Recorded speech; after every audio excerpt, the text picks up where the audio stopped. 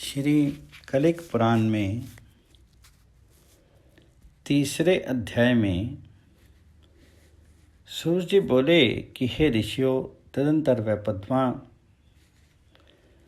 उन करुणानिधि कलिक जी को साक्षात विष्णु जान करके लज्जित हुई और प्रेम के कारण गदगद वाणी से स्तुति करने लगी कि हे रमापते, आप जगत के नाथ और धर्म के कवच रूप हैं। हे विशुद्ध रूप, आपको मैंने पहचान लिया। हे प्रभु, अब मैं आपकी शरणागत हूँ, आप मेरी रक्षा करो। मैं धन्य और पुण्यवान हूँ, जो अति कठिन से आराधना करने योग्य भी आपको तप, दान और जप तथा व्रत के द्वारा प्रसन्न करके मैंने आपके चरण कमलों का दर्शन पाया। अब आप मुझे आज्ञा कीजिए, मैं आपके कोमल चरणों का स्पर्श करके स्थान को जाऊं और राजा को आपके शुभ आगमन का वृत्तांत सुनाऊं। परम रूपवती पद्मा ऐसा कहकर के स्थान को गई और दूत के द्वारा पिता के पास विष्णु भवन के अंश रूप कलिक जी के आगमन का वृत्तांत कहला भेजा। राजा बृहद्रथ ने पद्मा की सखी से जिस समय सुना कि वह की अभिलाषा से कलिक भगवान आए हैं, उस समय उनके हर्ष की सीमा नहीं रही। सुनते ही वह राजा पुरोहित, ब्राह्मण और मित्रों के सहित पूजा की सामग्री लेकर के मातलिंग, नृत्य, गान और बाजों को सुनता तथा देखता हुआ कलिक जी के लाने को चल दिया। उस समय राजा के संपूर्ण बांधव साथ हो दिए। पताका और स्वर्ण की वंदनवारों से कारुमती नगरी शोभायमान होगी। तदंतर राजा ने सरोवर के समीप जाकर के देखा कि विष्णु यश के पुत्र शरणागत रक्षक जगतपति विष्णु भगवान मणिजड़ित स्फटिक की चौतरी पर बैठे हुए हैं। जल की वर्षा करने वाले काले मेघमंडल के ऊपर जिस प्रकार मनोहर बिजली और इंद्रधनुष आदि शोभित होते हैं, तिसी प्रकार कलिक भगवान श्याम वर्ण शीर पर नाना प्रकार के आभूषण शोभा पा रहे हैं। रूप लावण्य का स्थान, कामदेव को पराजित करने वाला उनका शीर पीताम्बर के अग्रभाग की परम कांति से शोभायमान हो रहा है। राजा रूपवान, गुणवान और सुशील लक्ष्मीपति कलिक भगवान को सामने देख करके पुलकित हो गया और उसके नेत्रों में से आंसुओं का प्रवाह बहने लगा। फिर विधि पूर्वक उनका पूजन करके बोला कि हे जगदीश्वर, जिस प्रकार मंधाता के पुत्र को वन में यदुनाथ का दर्शन हुआ था, उसी प्रकार यहाँ आपका आना मुझे स्वप्न में भी अगोचर था। राजा बृहद्रथ ये कहकर के और पूजन करके कलिक भगवान को महल और मंदिर में शोभायमान अपने राजभवन में लाया और कुछ दिनों आदर पूर्वक रख करके कन्यादान कर दिया। उस राजा ने पद्म योनि ब्रह्मा की आज्ञा के अनुसार पंचनेत्र पद्मनाभ कलिक भगवान को पद्मनी पद्यान विधि पूर्वक समर्पण कर दी। परम परवीन कलिक भगवान प्रीतमा स्त्री साधु पुरुषों से उत्तम सत्कार और सिंगल देव का उत्तम स्थान पाकर के कुछ दिनों वहाँ ही रहते रहे। जो राजे स्त्री रूप होकर के पद्मा की सखी बन गए थे, वे शीघ्र ही त्रिलोकीनाथ कलिक भगवान का दर्शन करने को आए। उन सब ने कलिक भगवान का दर्शन करके उनके चरण कमलों का स्पर्श किया और उनकी आज्ञा के अनुसार रेवा नदी में स्नान करते ही स्त्री रूप को त्याग करके फिर पुरुष रूप हो गए। पद्मा और वरण और कलिक भगवान कृष्ण वर्ण थे। इनका रथ दोनों में परस्पर विपरीत भाव था। इसलिए मानो पद्या का नीलांबर और कलिक भगवान जी का पीतांबर का बाहर का वर्ण प्रकाशित होकर सबको परस्पर के रूप की एकता दिखा रहा था। राजे लोग कलिक भगवान का परम अद्भुत प्रभाव देख करके शरण में आए और परम भक्ति के साथ नमस्कार करके स्तुति करने लगे। राजा बोले कि हे भगवान, आपकी जय हो, जय हो। आप अपनी माया के द्वारा जगत की अनेकों प्रकार की विचित्र रचना करते हो और आपकी माया के बल से ही इस जगत का परिणाम प्रलय होता है। तुम त्रिलोकी की संपूर्ण सामग्री को जल में डूबी हुई देख करके और वेद मंत्रों का उच्चारण ना होते देख करके पक्षी और मनुष्य आदि प्राणियों के शून्य निर्जन स्थान में मत्स्य रूप से प्रकट हुए थे। अपने रचे हुए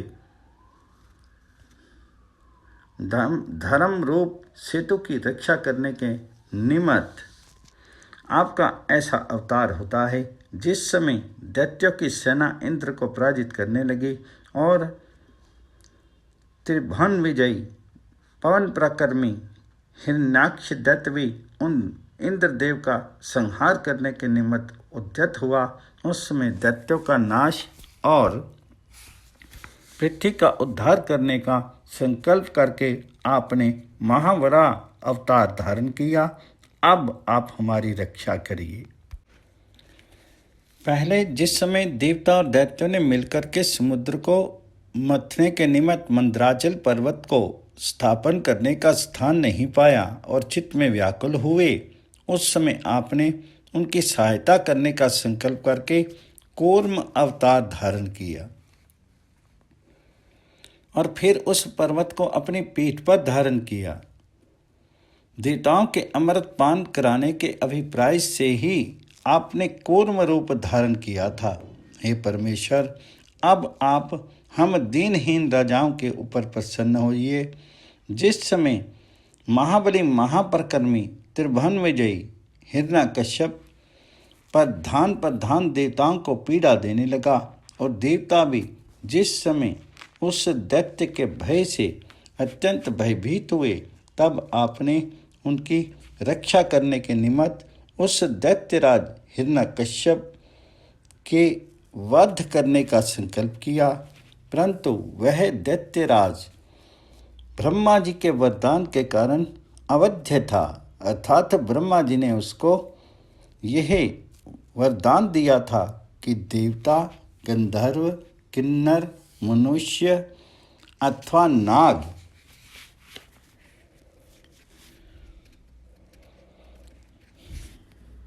शस्त्र और अस्त्र से रात्रि में, दिन में, स्वर्ग में, मृत्युलोक में और पाताल लोक में तेरा वध नहीं कर सकेंगे। आपने ये सब विचार करके नरसिंह रूप धारण किया। तब दैत्यराज हिरण्यकश्यप आपको देख करके क्रोध के कारण दांतों के नीचे के होंठ को चबाने लगा और युद्ध करने के निमित्त उद्यत हुआ। वह तब आपने नखों के अग्रभाग से उसके उदर को फाड़कर उसको यमलोक का अतिथि बना दिया। फिर आपने त्रिलोकी के जीतने वाले बलि राजा के यज्ञ में इंद्र के अनुज छोटे भ्राता होकर के वामन मूर्ति बोना रूप धारण करके दैत्य राज बलि को मोहित करने के निमित्त 3 चरण भूमि मांगी। फिर संकल्प के निमित्त जल छोड़ते ही अपने मन की अभिलाषा पूर्ण होने से आपने विराट रूप धारण करके एक चरण से मृत्युलोक और दूसरे चरण से स्वर्गलोक को नाप लिया और इंद्रदेव को दे दिया। फिर बलि को पाताल में भेज करके त्रिलोकी को दान करने के फल रूप आप उसके द्वारपाल बने। फिर अति बलि और महाप्रकर्मी हे आदि राजे जब अहंकार से मत होकर के धर्म और मर्यादा का उल्लंघन करने लगे, तब आपने उन उन्मत्त राजाओं का वध करने के निमित्त भृगु वंश वतंस जमदग्नि ऋषि के यहाँ परशुराम अवतार धारण किया।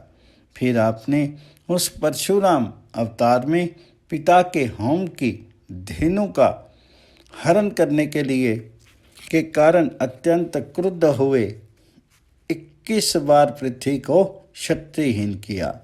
तदनंतर जब प्लस वंश अवतंस विश्वा मुनि का पुत्र राक्षस रावण अपने प्रताप के त्रिलोकी को दुखित करने लगा, तब उसका वध करने की इच्छा से आपने सूर्यवंशी राजा दशरथ के पुत्र रूप से राम अवतार धारण किया। फिर विश्वामित्र से अस्त्र विद्या सीख करके जब पिता की आज्ञा के अनुसार वन को गए, तब उस राक्षस ने सीता को हर लिया। इससे अपने क्रुद्ध होकर के वानरों की सेना इकट्ठी की और समुद्र का सेतु बांध करके रावण का कुल साहित्य नाश कर दिया। तदनंतर फिर यादव कुल रूप समुद्र के चंद्रमा रूप वसुदेव पुत्र श्री कृष्ण अवतार धारण करके अनेक दैत्य दानवों का नाश करके त्रिलोकी का दुख दूर किया। तिससे संपूर्ण देवता उस कृष्ण अवतार के चरणार विंदों की सेवा करने लगे। उस समय आपने श्री कृष्ण और बलराम रूप से अवतार धारण किया था। फिर आपने ही ईश्वरकृत वैदिक धर्म के अनुष्ठान में अर्थात यज्ञ आदि करने में अनेकों प्रकार की घृणा दिखा करके संसार के त्याग के द्वारा मिथ्या माया प्रपंच को दूर करने का उपदेश देने के लिए बुद्ध अवतार धारण किया। अब आप कलिकुल का नाश करने के निमित्त तथा बौद्ध पाखंड और म्लेच्छ आदि अधर्मियों का नाश करने के लिए कलिक अवतार धारण करके वैदिक धर्म रूप सेतु की रक्षा कर रहे हो। इस समय आपने हमारा स्थित्व रूप नरक से उद्धार किया है। इस कारण हम आपके अनुग्रह का क्या वर्णन करें। ब्रह्मा आदि देवता जिनकी लीलाओं को जानने को सम्मत नहीं होते, फिर जो कामनी के देखने से कामदेव के बाणों से ताड़ित हो रहे हैं और जिनका मन मृग तृष्णा से पीड़ित हो रहे हैं, ऐसे हम अधर्म को आपकी लीला कैसे मालूम हो सकती है। हमको आपके चरण कमलों का दर्शन होना दुर्लभ था। हे कृपा सिंधु, हम आपके शरणागत हैं। आप हमारे ऊपर प्रेम युक्त नेत्रों का कटाक्षपात करिए। 3 अध्याय पूर्ण। श्री कलिक पुराण में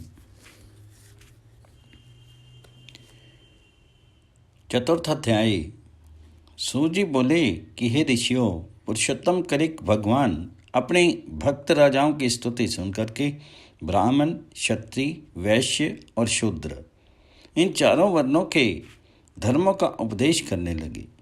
संसार में आसक्त तथा आसक्ति रहित पुरुषों के लिए वेद में कहे हुए जो जो कर्म हैं वे सब भी उन राजाओं के सुनाए। कलिक भगवान से ये सब सुनकर के पवित्र हृदय हो गए। फिर भगवान को नमस्कार करके उन राजाओं ने अपनी दशा के विषय में प्रश्न किया कि किस कारण से और किसने स्त्री तथा पुरुष का भेद किया। बाल्य, यौवन और बुढ़ापा और सुख दुख आदि किस कारण और कहाँ से प्राप्त होते हैं। हे प्रभु, ये सब हमें सुना करके और जो जो विषय हमें मालूम नहीं है वे भी हमें सुनाने की कृपा करिए। तो कलिक भगवान जी ने ये सुनकर के अनंत नामक मुनि का स्मरण किया। बहुत काल के तीर्थवासी व्रतधारी मुनि अनंत जी भी स्मरण करते ही कलिक भगवान का दर्शन करने से मुक्ति होगी ऐसा विचार करके शीघ्र ही वहाँ पर आ गए, क्योंकि उनकी भी मुक्ति का अद्वितीय उपाय मिल गया। वह अनंत मुनि कलिक भगवान के पास आकर के कहने लगे कि मेरे करने योग्य क्या कार्य है जिसको मैं करूं, मुझे कहाँ जाना होगा, आज्ञा करिए। ये सुनकर के कलिक भगवान उन अनंत मुनि से बोले कि जो कुछ मैंने किया है वह सब आपने देखा है और सब आप जानते हैं। प्रारब्ध का खंडन कोई नहीं कर सकता। कर्म बिना करे कोई कर्म के फल को नहीं भोगता है। अनंत महर्षि ये बात सुनकर के परम आनंदित हुए, फिर चलने को उद्यत हो गए। ये देख करके वे राजे उनकी ओर को देखते हुए आश्चर्य के साथ कमलदल लोचन कलिक भगवान से बोले, राजे बोले कि इन महर्षियों के क्या कहा और आपने उसका क्या उत्तर दिया, आपका आप में क्या वार्तालाप हुआ,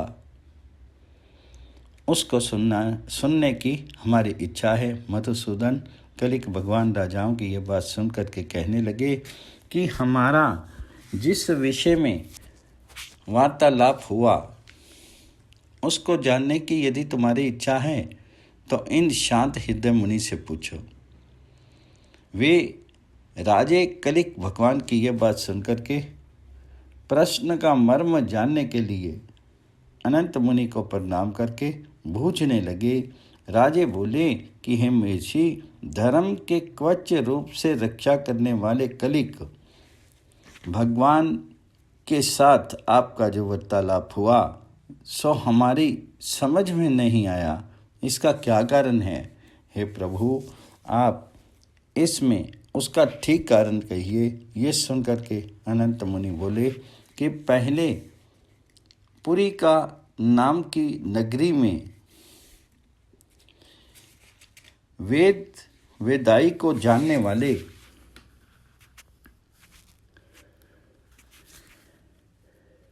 परमेश्वर संपूर्ण प्राणियों के हितैषी एक महर्षि निवास करते थे। उनका नाम विद्रुम था और वह मेरे पिता थे। मेरी माता का नाम सोया था। यह वह परम पतिव्रता थी। मेरे माता पिता की वृद्धावस्था में जन्म हुआ, परंतु मैं नपुंसक हुआ। इस कारण मेरे माता पिता के शोक और दुख की सीमा नहीं रही। मेरी आकृति सूरत देख करके सब निंदा करने लगे। मेरे पिता मुझे पंडाकृति खोजे ही सूरत नपुंसक देख करके दुख, शोक और भय से अत्यंत व्याकुल हो गए और घर को त्याग करके शिव वन में चले गए। वहाँ धूप, दीप, चंदन आदि से विधिपूर्वक शिव जी का पूजन करके स्तुति करने लगे। विद्रुम महर्षि बोले कि संपूर्ण लोकों के अद्वितीय नाथ, जो कल्याणदायक और संपूर्ण प्राणियों के आश्रय हैं, नागराज वासुकी जिनके कंठ के भूषण रूप हैं, जिनके जटाजूट में गंगा की तरंगें बंध रही हैं, उन आनंद घन परम आनंददायक शिव जी को नमस्कार करता हूँ। इस प्रकार बहुत स्तुति करने पर कल्याणकारक महादेव जी प्रसन्न हुए और बैल के ऊपर चढ़े हुए प्रकट होकर के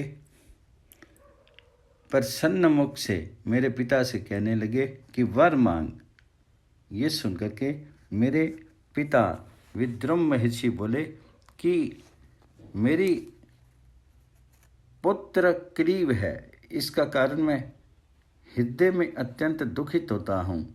महादेव जी ने हंस करके मेरे पुरुष होने का वरदान दिया। पार्वती जी ने भी उस समय मेरे पिता को ऐसा वरदान देने की महादेव को सम्मति दी। तदनंतर मेरे पिता मेरे पुरुष तत्व रूप वरदान को पा फिर घर को लौटाए और मेरी नपुंसक दूर होने पर मुझे पुरुष रूप देख करके उनके आनंद की सीमा नहीं रही। तदनंतर मेरी 12 वर्ष की अवस्था होने पर वृद्ध माता पिता मेरा विवाह करके भांतों सहित परम प्रसन्न हुए। मैं भी रूपवती, माननी, तरनी ये रात की पुत्री को स्त्री रूप में पाकर के हृदय में परम प्रसन्न होता हुआ गृहस्थ आश्रम में निवास करने लगी। फिर धीरे धीरे मैं स्त्री के वश में हो गया। तदनंतर कुछ काल बीतने पर मेरे माता पिता का परलोकवास हो गया। मेरे मित्र और ब्राह्मणों के साथ सावधानता से उनकी पारलौकिक क्रिया की। तदनंतर मेरे पिता माता का उधर्वदेही कर्म करके बहुत से ब्राह्मणों को भोजन कराया। फिर माता पिता के वियोग से हृदय में दुख मान करके मैंने विष्णु भगवान का पूजन करना प्रारंभ कर दिया। भगवान श्री हरि मेरे जप पूजन आदि कर्म से प्रसन्न हो गए और उन्होंने स्वप्न में मुझसे कहा कि स्नेह ममता आदि का समूह रूप ये संसार मेरी माया ही है। ये मेरे पिता हैं और ये मेरी माता है। इस प्रकार ममता से जिनका मन व्याकुल रहता है वे ही मेरी माया से शोक, दुख, भय, व्याकुलता, वृद्धावस्था और मृत्यु आदि के क्लेश को भोगते हैं। मैं विष्णु भगवान की ये बात सुनकर के उनके साथ वाद विवाद करने को उद्यत हुआ। इतने में ही वह अंतर ध्यान हो गए और मेरी निद्रा भी भंग होगी। हे राजाओं, तदनंतर मैं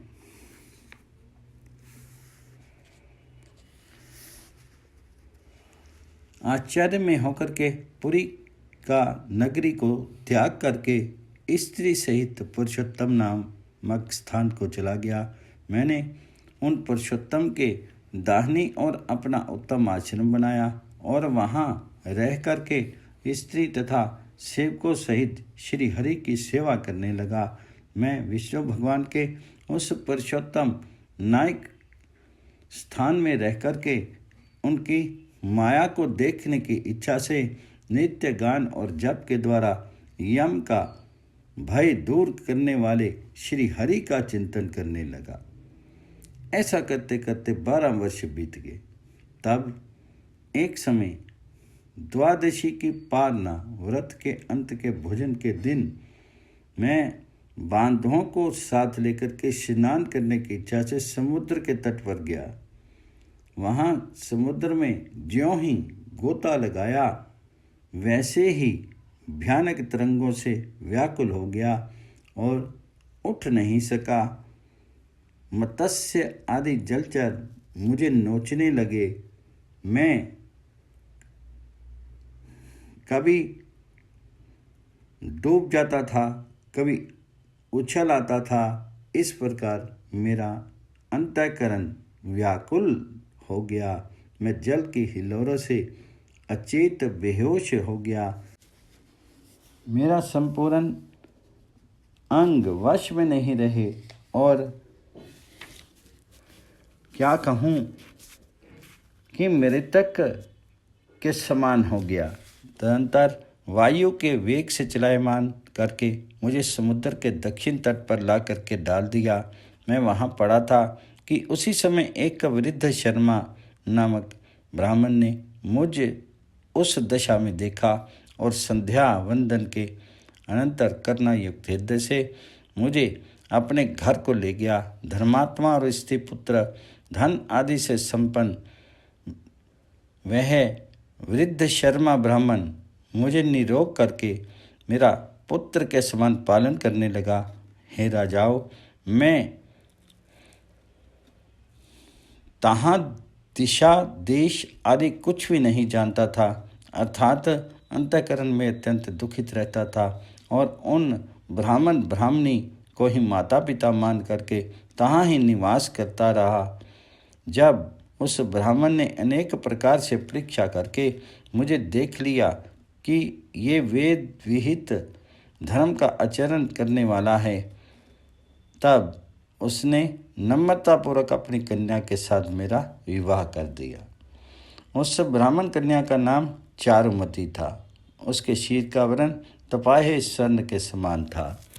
वह रूप, गुण और शील युक्त थी। मैं उस सम्मान करने योग्य स्त्री को पाकर के अत्यंत आश्चर्य में हो गया। वह चारुवती सदा मुझे प्रसन्न करने लगी।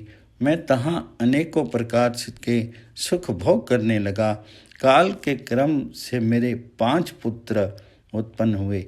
मैं निरंतर आनंद के समुद्र में मग्न होने लगा। मैंने अपने 5 पुत्रों का नाम जय, विजय, कमल, विमल और बुद्ध रखा।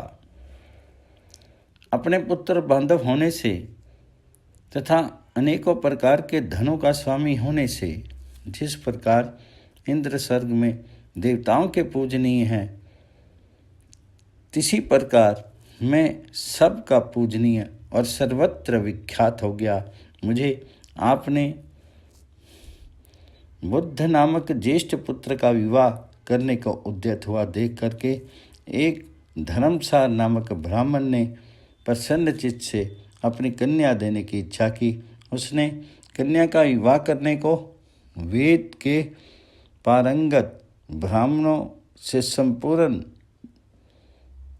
मांगलिक कर्म कराए। अनेकों प्रकार के स्वर्ण के आभूषणों से अलंकृत सौभाग्यवती स्त्रियों से नृत्य गान कराना प्रारंभ किया। बाजों की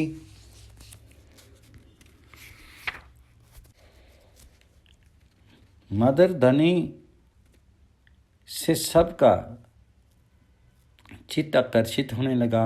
मैं भी अपने पुत्र के अभ्युदय मंगल के निमित्त पितृ तर्पण, देव तर्पण और ऋषि तर्पण करने की इच्छा से श्रद्धापूर्वक समुद्र तट पर पहुंचा।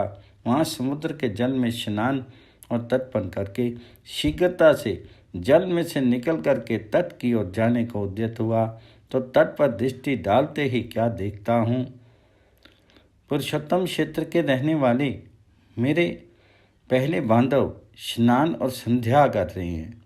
मैं उनको देख करके जरा भी नहीं घबराया, परंतु हे राजाओं, पुरुषोत्तम क्षेत्रवासी ब्राह्मणों को द्वादशी की पालना करते देख करके मेरे मन में जैसा आश्चर्य और व्याकुलता हुई उसमें कह नहीं सकता। पहले द्वादशी की पालना के दिन स्नान करते समय मेरा जैसा रूप और जैसी अवस्था थी उसमें कुछ भी अंतर नहीं हुआ। पुरुषोत्तम क्षेत्रवासी पुरुष मुझे आश्चर्ययुक्त और व्याकुल देख करके बूझने लगे, हे अनंत, इस समय किस कारण तुम व्याकुल दिख रहे हो? तुम परम वैष्णव हो। क्या जल में या स्थल में तुमने कुछ देखा है? यदि देखा हो तो कहो और विस्मय तथा चित्त को व्याघ्रता को त्याग कर पार ना करो। हे राजाओं, मैंने उनसे कहा कि हे बांधवों, न मैंने कुछ देखा है और न सुना है, परंतु मैं अत्यंत काम मोहित हूँ और मेरा अंतःकरण अत्यंत दुर्बल है। मैंने भगवान की माया को देखने की इच्छा की थी।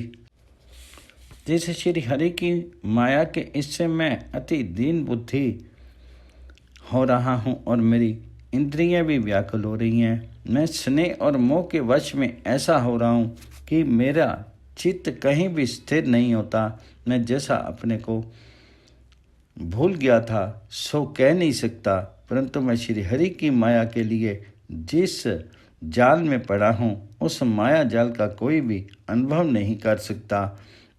जिस प्रकार स्त्री पुत्र धन स्थान और पुत्र के विवाह आदि करने में अत्यंत आसक्त होने से मेरा मन खिन्न और दुखित हो रहा है, सो मैं कह नहीं सकता।